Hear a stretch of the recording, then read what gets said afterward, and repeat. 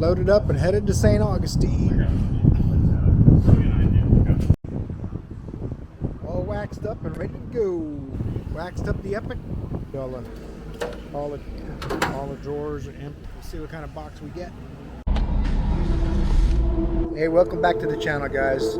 This is Making It Work. I'm Jimmy, if you haven't been here before. We're going to start episode 3 of A Week in the Shop. Started off Monday here, going through and taking some short clips for you guys and stitching them together.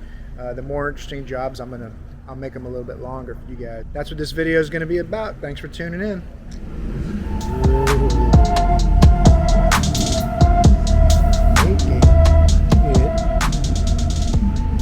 What's up, guys? It's time for another installment of what's keys and Hyundais that won't crank. That's bad.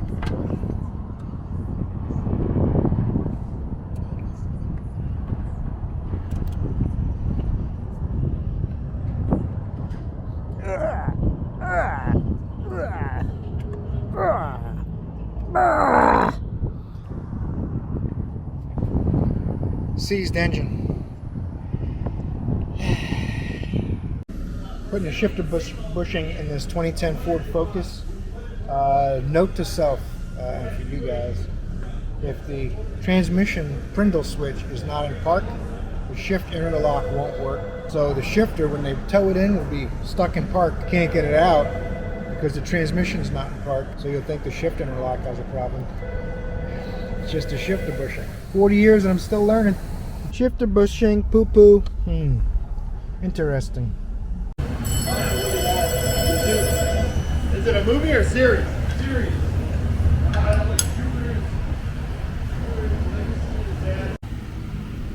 Customer changed the hoses, but the radiator's still leaking. Got a new lower hose too, but probably can't see it.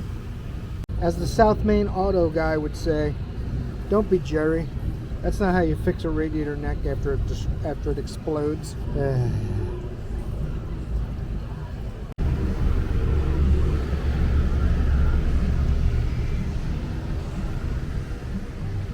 Labor guide says 1.4. I don't know. You gotta take the power steering cooler, transmission cooler, AC condenser, the splash guards and the clips. It's all trapped by the radiator and everything. I don't know. What do you guys think? Customer wants to know if we can fix his running boards. Yeah, I don't envy you guys up north. Rusty 2002 Buick. It's gonna get these power steering hoses. We'll see how that goes. Looks to me like the rack's leaking from the inner seals on the inner tie rod end seals. Kind of strange. And the pressure hose has been changed.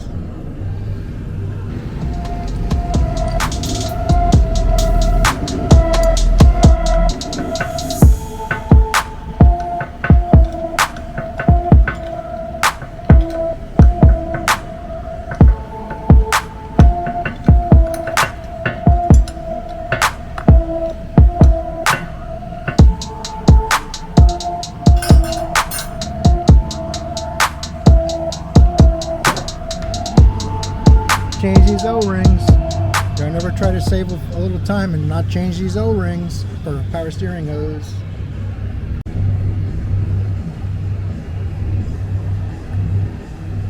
There. I want to get a copyright strike. First one's this Mustang, 2017. Came in with overheating, AC not working. Turns out it's got a pinhole in the radiator.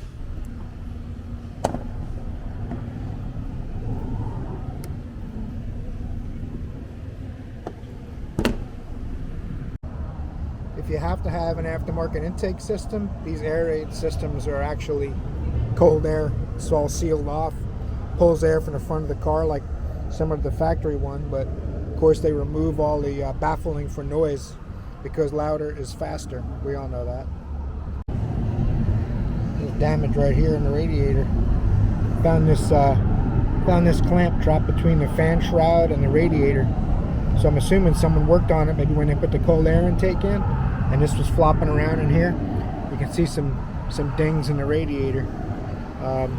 I'm wondering if the fan might have blown this into the radiator at some point, or pushed it into the radiator and did that damage.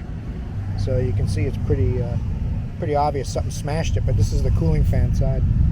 Very odd.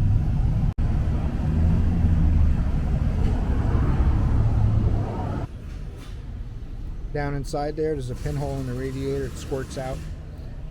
It's only got 60,000 miles on it, but it's out of warranty. Something weird I noticed on this Mustang. Watch the hood.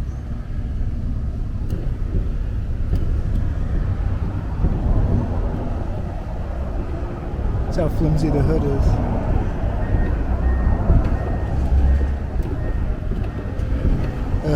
Alright, let's hook up this little E-diag code reader. Alright. Should power on when I plug it in. First time I'm using it, so we're seeing how it's going to work together. Alright, so you have to use the buttons on the bottom to manipulate it. So you highlight what you want. MIL status off. Monitor OK is 8. Monitor not available is 3. Ignition type spark. Pending codes. No pending codes are stored in the module. Let's see what live data looks like. Graphing display. All data stream. Press OK to select. Let's do this. Please wait. Let's look at coolant temp.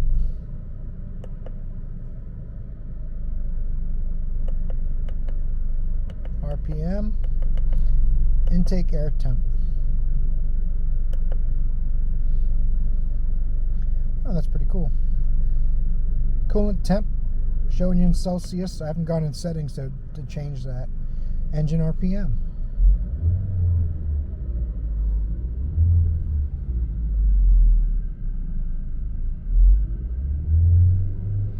Has it in digital at the top and the graphing thing. The 3 items I selected, the 3 PIDs I selected in graph. Hold OK for 2 seconds. Please wait. 89 degrees. That's about the engine's coolant temperature. Mass airflow 3 grams a second. Throttle position 13%. Reads well. Seems to work pretty good. Show me my short-term fuel trim. It does a lot of things that a pretty expensive scanner would do. Obviously, it's not going to be bi-directional. But for $25,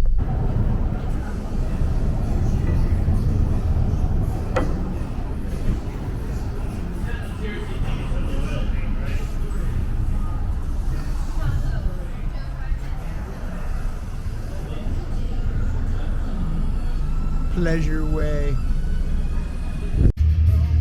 Transmission service time. Carb flooding. Boo. Carburetor is on. Oh yeah.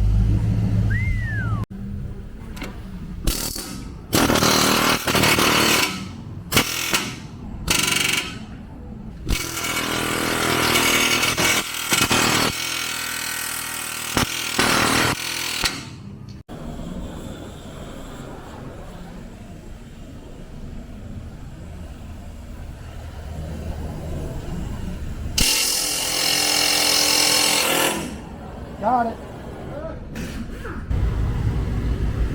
Boo. Frozen. Bummer.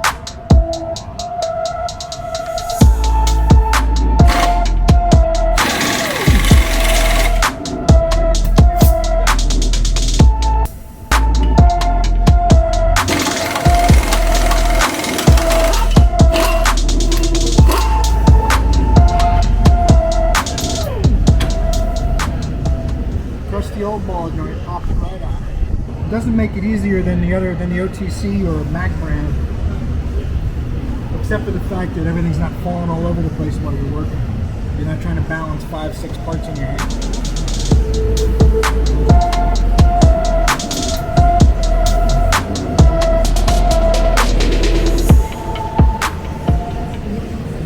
Piece of cake.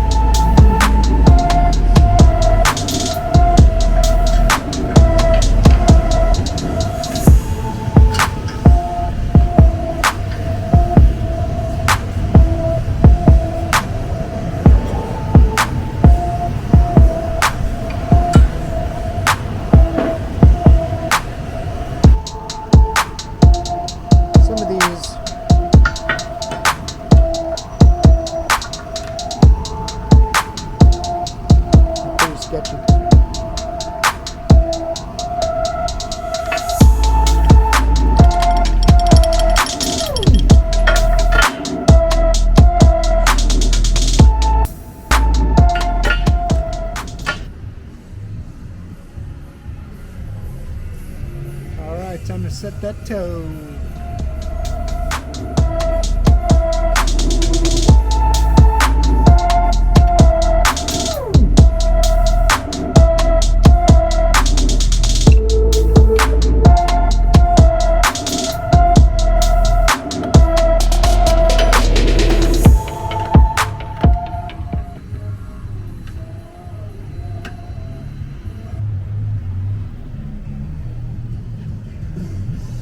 Boom. Dodge van, customer says the dash doesn't light up, it won't crank. They don't understand what's wrong. The battery is fairly new. But right where that 140 amp fuse is supposed to be, it was blown. So to blow 140 amp fuse, I'm guessing jumper cables got hooked up backwards. Nothing happens, the same as when the fuse was in. So yeah, needs a fuse, and then we find out what kind of damage they did. Probably needs modules and stuff, and it's about a $600 van, so we'll go from there once we put a fuse on it. Customer states, loud explosion in my 96 Mercury Grand Marquis. Bad vehicle speed sensor and a lead frame, because it's one part. Anybody know what brand? Nope, dead giveaway. I had a 2012 Ford Fusion with a blower motor not working. I already backed that one out. It was parked right behind me here, but he left with his hair on fire. It needed a blower resistor and a connector. Sorry about your muffler. Ford Fusion, he put a blower motor in himself. It needed a resistor and a connector, so he's going to probably go to AutoZone or something and do that job himself. I'm awful close to you guys right now. I feel like we're connected. That's better. Thanks for watching. See you in the next video. Don't forget to like and subscribe.